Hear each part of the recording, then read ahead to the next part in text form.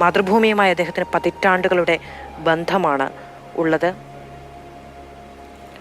1953 New York Herald tribunal സംഘടിപ്പിച്ച ലോക ചെറുകഥാ മത്സരത്തിന്റെ ഭാഗമായി കേരളത്തിൽ മാതൃഭൂമി നടത്തിയ കഥാമത്സരത്തിൽ 1ാം സ്ഥാനം നേടിയ എഴുത്തുകാരനാണ് MT വാസുദേവൻ നായർ. അദ്ദേഹത്തിന്റെ വളർത്തുമൃഗങ്ങൾ എന്ന ചെറുകഥയാണ് അന്ന് സമ്മാനാർഹമായത്. ഒരുപക്ഷെ സാഹിത്യ ലോകത്ത് അദ്ദേഹത്തിന്റെ പ്രവേശനം വിളംബരം ചെയ്ത ഒരു കഥാസാഹിത്യ മത്സരമായിരുന്നു ഇത്. ന്യൂയോർക്കിലെ ഇന്റർനാഷണൽ ഹെറാൾഡ് ട്രിബ്യൂൺ നടത്തിയ ലോക ചെറുകഥാ മത്സരമാണെങ്കിലും അത് മലയാളത്തിൽ അതിന് സംഘാടനം നിർവഹിച്ചത് മാതൃഭൂമിയാണ്.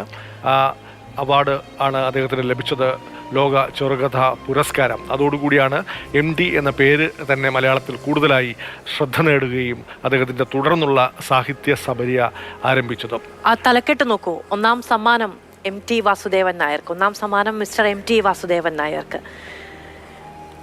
1953 വിശ്വോത്തര ചെറുകഥ കണ്ടുപിടിക്കുന്നതിന് വേണ്ടി ന്യൂയോർക്ക് ഹെറാൾഡ് ട്രിബ്യൂണൽ എല്ലാ വൻകരകളിലുമുള്ള രാജ്യങ്ങൾക്ക് പ്രമുഖ പത്രങ്ങളുടെ സഹകരണത്തോട് നടക്കുന്ന ലോക ചെറുകഥാ മത്സരത്തിൽ ഹിന്ദുസ്ഥാൻ ടൈംസിനോട് സഹകരിച്ചുകൊണ്ട് മാതൃഭൂമി ആഴ്ചപ്പതിപ്പ് നടത്തിയ മലയാള ചെറുകഥാ മത്സരത്തിൽ വിജയം വരിച്ച 4 കഥകളുടെയും കഥാകാരന്മാരുടെയും പേരുകൾ എന്ന് പറഞ്ഞുകൊണ്ടാണ്. മലയാള മത്സരത്തിൽ 1ാം സ്ഥാനം നേടിയത് മിസ്റ്റർ MT വാസുദേവൻ നായർ രചിച്ച വളർത്തുമൃഗങ്ങൾ എന്ന കഥയാണെന്ന്. 1ാം സമ്മാനം മിസ്റ്റർ MT വാസുദേവൻ നായർക്ക്, അല്ലെ?